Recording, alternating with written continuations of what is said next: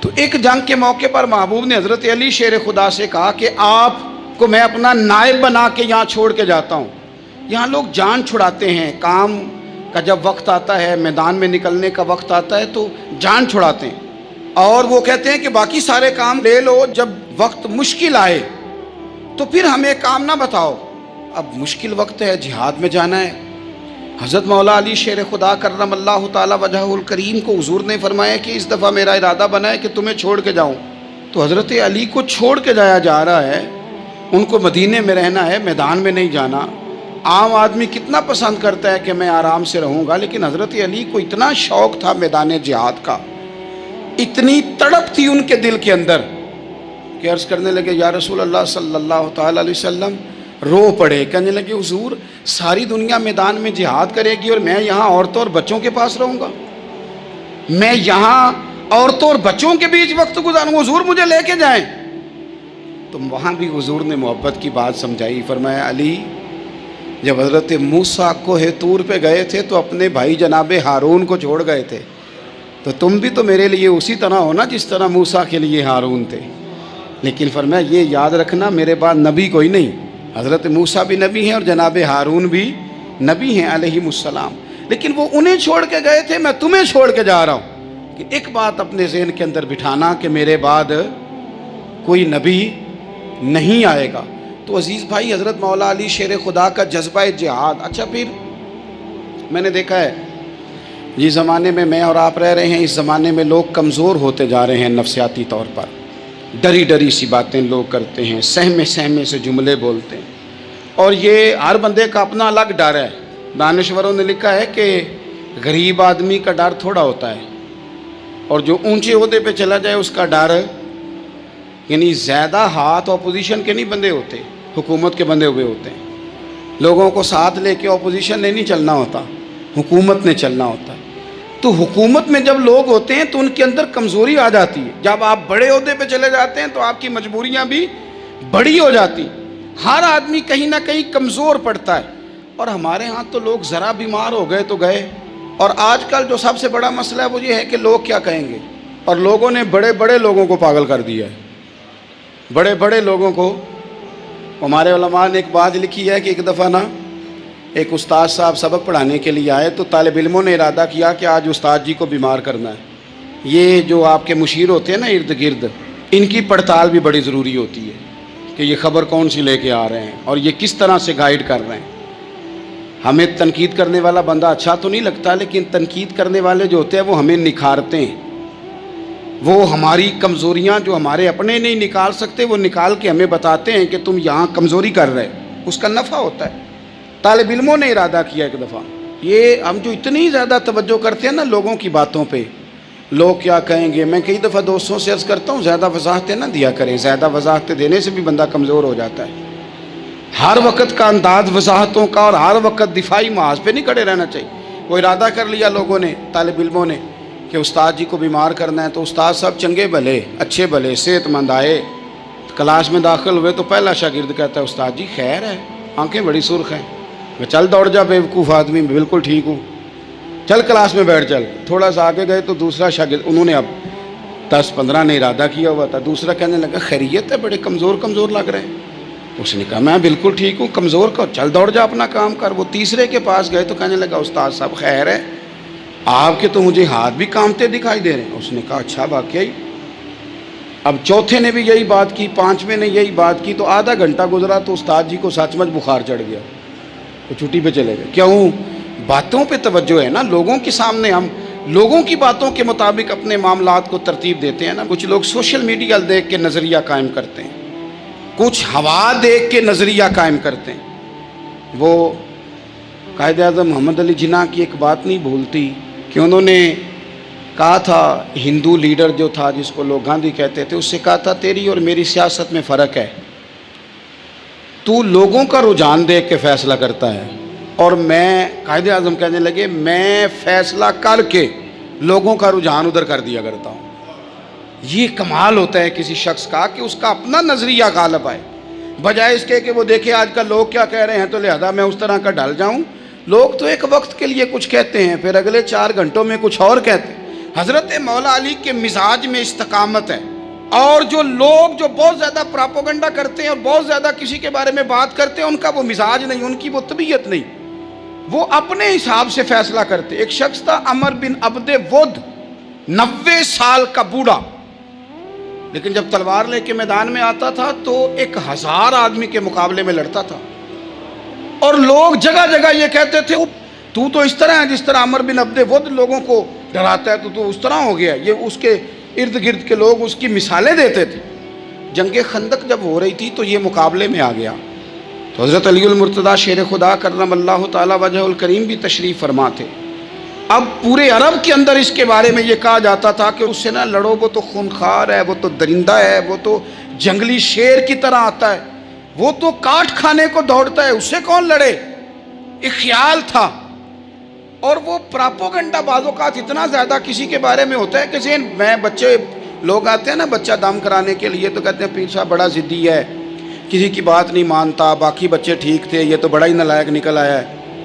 تو میں کہتا ہوں کہ آپ اس کے سامنے یہ والی باتیں نہ کریں، یہ پکا ہو جائے گا کہ میں ضدی ہوں۔ تو آپ ذہن بنا رہے ہیں اس کا کہ تو اس طرح کا ہے۔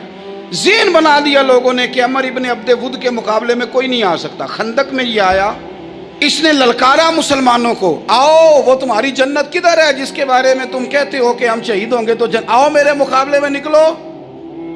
جب اس نے پہلی دفعہ للکارا تو ابھی بات ختم نہیں ہوئی تھی کہ مولا علی تلوار لے کے اللہ اکبر کہتے کھڑے ہو گئے۔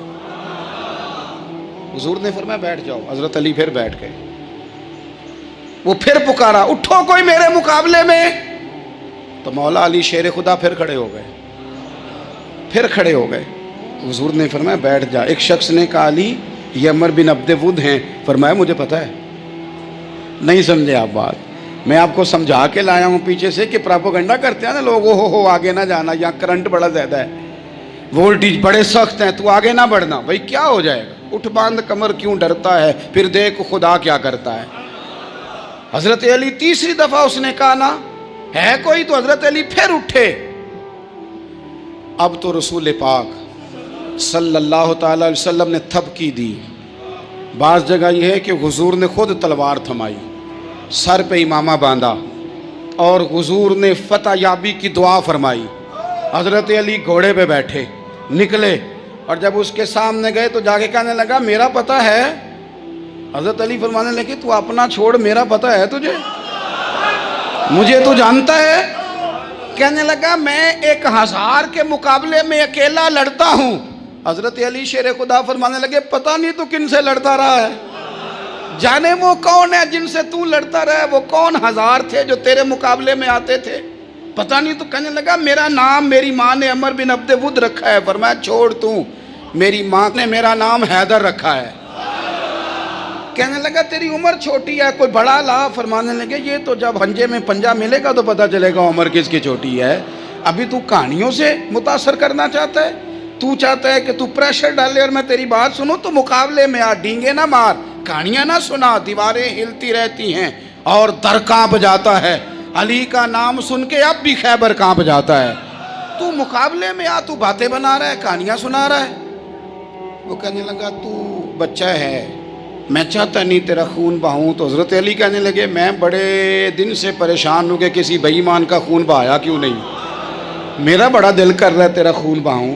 اس نے بڑی زوردار ضرب لگائی، غصے میں اتنا پاگل ہوا، کیونکہ اس کے بارے میں معروف تھا کہ وحشی مزاج آدمی، اتنا سخت پاگل ہوا غصے میں، اس نے اپنے گھوڑے کے پیر کاٹ ڈالے، پہلے تلوار گھوڑے کو دے ماری، اس کو کاٹ کے دوڑا۔ یہ کیوں کرتے تھے لوگ، عرب کے لوگ اس وقت یہ کام کرتے تھے کہ ہم نے گھوڑا ہی مار ڈالا ہے تاکہ ہم بھاگ نہ سکیں۔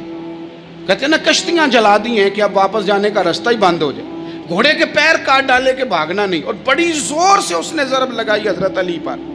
حضرت علی نے جب روکی تو وہ ڈھال ٹوٹ گئی حضرت مولا علی کی، اور آپ کے امامے کو اس کی تلوار بھی لگی۔ آپ نے فرمایا دکھا لیا تو نے زور، اب میری باری ہے۔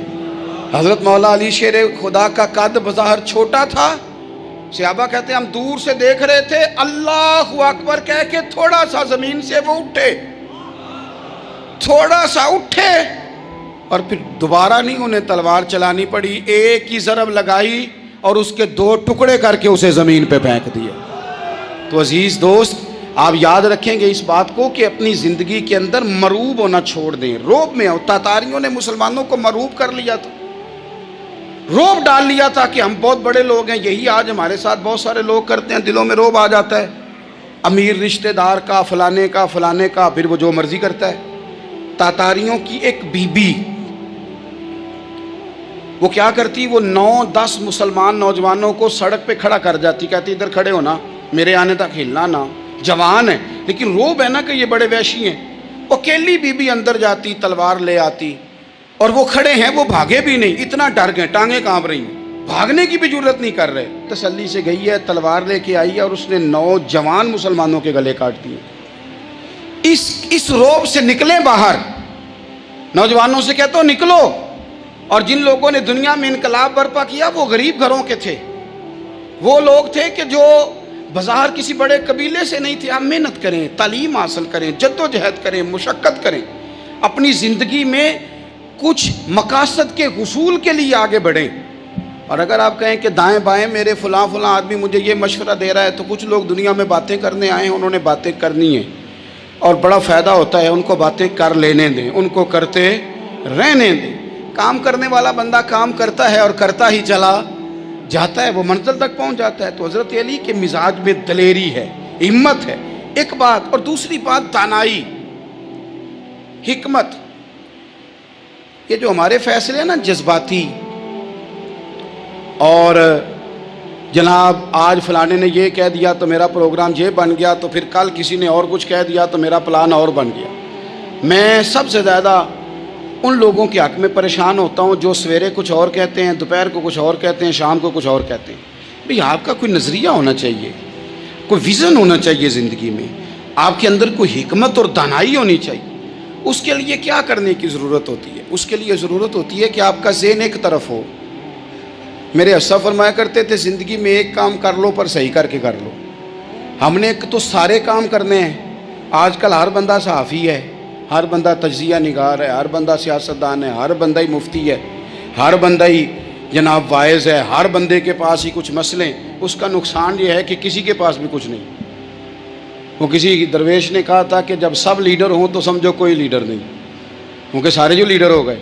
میرے عزیز، ایک طرف ذہن کو رکھیں اور اپنے اس کام میں کمال پیدا کریں۔ حضرت مولا علی شیر خدا کو اللہ نے حکمت دی تھی۔ نبی پاک صلی اللہ تعالی وسلم کے صحابی حضرت عبداللہ ابن مسعود رضی اللہ تعالیٰ عنہ فرماتے ہیں، امام ابو نعیم نے لکھا ہے کہ حضرت عبداللہ ابن مسعود فرماتے ہیں نبی پاک صلی اللہ علیہ وسلم نے فرمایا اگر حکمت کے 10 حصے کیے جائیں نا، دانائی کے 10 حصے کیے جائیں، تو اس میں سے 9 حصے اللہ تعالیٰ نے حضرت علی کو عطا فرمائے ہیں، اور ایک حصہ باقی لوگوں کو ملا ہے۔ دانا تھے، معاملہ فہم تھے۔ کچھ بندے بڑے منافق قسم کے تھے، تو حضرت علی اذان ہو گئی تو وہ حضرت مولا علی شیر خدا کے پاس آگے، اذان ہو گئی، حضرت علی نے جماعت کرانی۔ ان کا خیال تھا کہ آج ہم نے جماعت لیٹ کرانی ہے کسی طریقے سے۔ ہم چونکہ زیادہ باتیں، میں دوستوں سے کہتا ہوں بہت زیادہ خبریں نہ دیکھا کرو، بہت زیادہ بھی چیزیں نہ سنا کرو۔ آپ تو میرے بھائی موبائل کے اندر چلے جائیں گے، پھر باہر کی دنیا تو اور ہے، تو تھوڑا باہر بھی نکلیں تصویروں سے، تھوڑا باہر بھی آئیں، دیگر معاملات بھی دیکھیں۔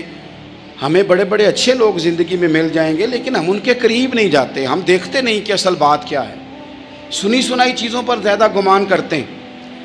اب حضرت علی چونکہ بڑے دانا تھے، مسلح پہ بڑھ رہے ہیں، جماعت کھڑی کرنی، اللہ اکبر کہہ رہے ہیں، بندوں کا خیال تھا نماز لیٹ کرانی ہے۔ نے فٹافٹ حضرت علی سے کہا کہ حضور ذرا وہ جانور تو بتائیے گا کتنے ہیں جو انڈے دیتے ہیں، اور ذرا وہ بھی بتائیے گا جو بچے دیتے ہیں۔ یہ ذرا اب کتنے کو بندہ جانور گنے، آہستہ آہستہ بندہ شمار کرے، ہو بکری جو ہے وہ بچہ دیتی ہے، مرغی انڈا دیتی ہے، اور گائے جو ہے وہ بچہ دیتی ہے، اور بطخ جو ہے وہ انڈا دیتی ہے۔ بندہ تو یہ گننے لگ جائے تو حضرت علی شیر خدا یہاں ہاتھ ہیں، فرمانے لگے گھر جا کے گن لینا، موٹی سی بات بتاتا ہوں، جن جانوروں کے کان باہر ہوتے ہیں وہ بچے دیتے ہیں، جن کے اندر ہوتے ہیں وہ انڈے دیتے ہیں۔ اللہ اکبر۔